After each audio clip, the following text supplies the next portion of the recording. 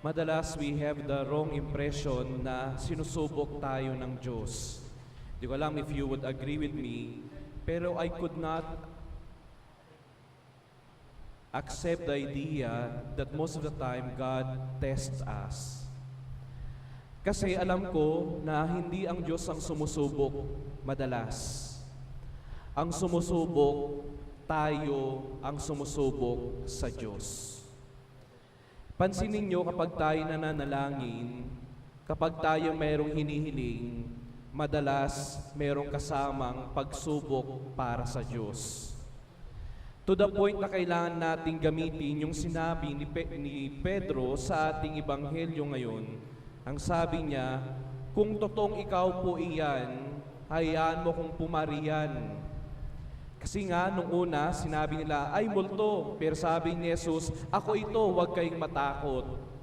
Pero sabi pa ni Pedro, hindi agad naniwala. Sabi niya, kung totoong ikaw yan, Panginoon, hayaan mo akong makalapit sa iyo. Di po ba ganyan tayo minsan? Or madalas, in our prayer, we test God. We beg Him and we tell Him, Lord, kung totoong ikaw nga po yan, sana mangyari ito. Lord, kung totoong ikaw ay nabubuhay, ibigay mo ito. Lord, kung talagang buhay ka sa aking buhay, sana makita ko ito. Tayo, we put God into test kasi mababaw ang ating pananampalataya na lahat ng mga bagay na hinihiling natin ay kaya niyang ibigay. Kaya nga when I was in theology, tinanong ko ng professor ko, so naniniwala ka ba talaga dyan? Na ang Diyos ang sumusubok sa iyo? Sabi niya, madalas tayo rin yung nagsusubukan ng isa't isa. We test one another. We are tested by our wrong choices. We are tested by the wrong choices of other people. At kapag tayo na ay palubog na, we put God into the test. Sabihin natin, if you really exist, Lord, then do this for me. Pero hindi eh.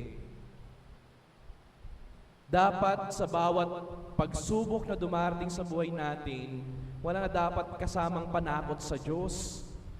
Kundi lamang ang ibibigay lang natin yung tunay na pananalig at pananampalataya sa Kanya. So that's the first point of our gospel reading.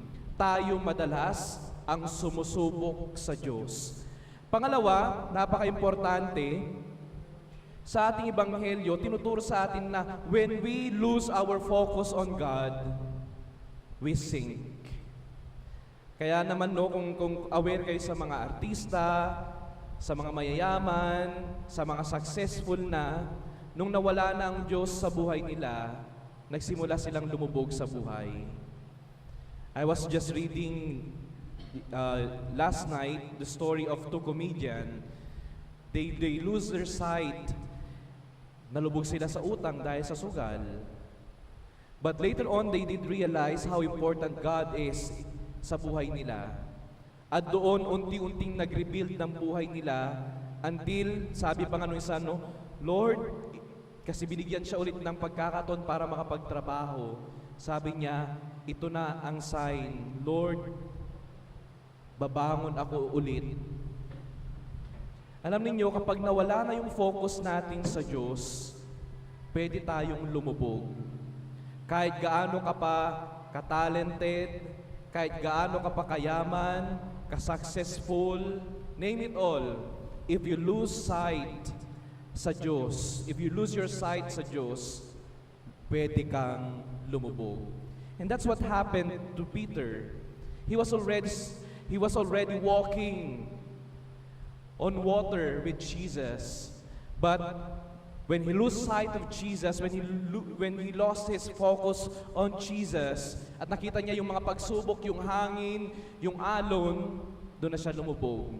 At ulit, siya tumawag sa Panginoon na, Lord, please save me.